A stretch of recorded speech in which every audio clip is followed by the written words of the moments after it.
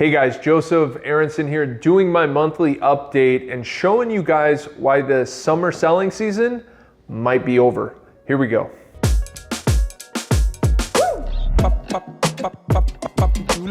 All right guys, before I get into it, I want to show you guys where we are today.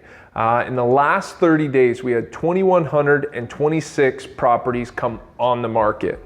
We had 2,010 actually sell and close escrow, and then 1,729 homes go pending or under contract into escrow.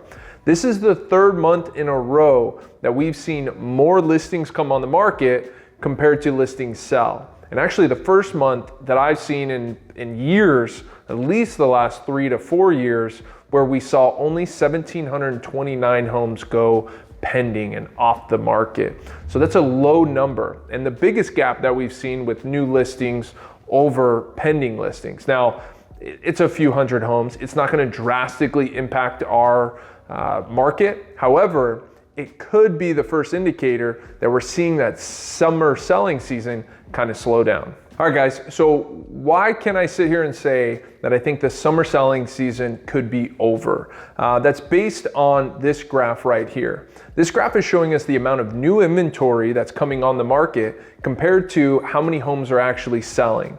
Now, we always want to see a little bit more inventory than homes selling when we're in the market that we're in right now, which is typically a seller's market. More demand compared to available properties. Now, we saw that start to increase and start to see more inventory come on the market than sales happening in April and May. And it shows here in that graph. It seems like we might have hit a plateau or at least started to slow down since the May numbers came out. We've seen a little bit less inventory come on the market, and we've seen a little bit less sales happening. So this is the first indicator why I think, hey, we might have hit our pinnacle and the market could be slowing down for the remainder of the year starting here in July. So why do I think the market is slowing down here in July?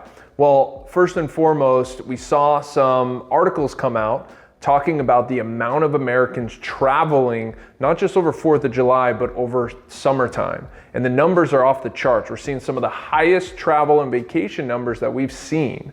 So that causes some friction with the real estate market because we don't have people actively purchasing and selling properties when they're in the middle of their vacations. And that makes a lot of sense. However, could it drastically impact our market? Probably not, but it definitely is playing a little bit of a factor. Now, when I look back at the historic data from last year, sure enough, we did see a little bit of a decline up through July in the amount of homes actually selling. And we did see a little bit of a pickup in August.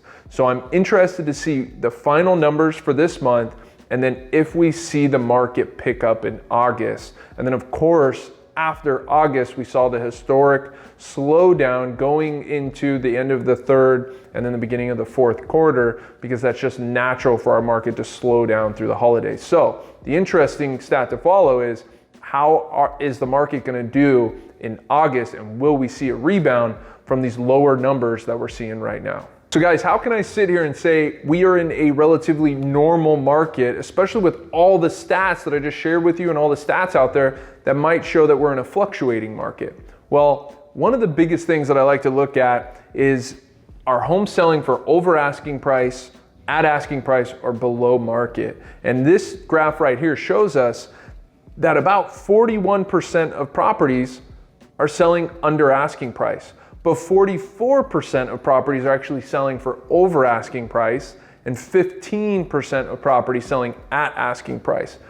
To me, that shows that it's a really balanced market. It really depends on, are you listing your property at fair market rate, where it might sell for fair market or slightly above, or maybe are you offering your property at a little bit above market where you have to negotiate down and come to a fair market value?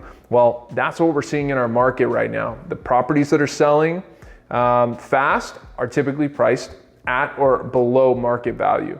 Properties that are priced over market are typically sitting, and that just shows us that buyers have choices right now.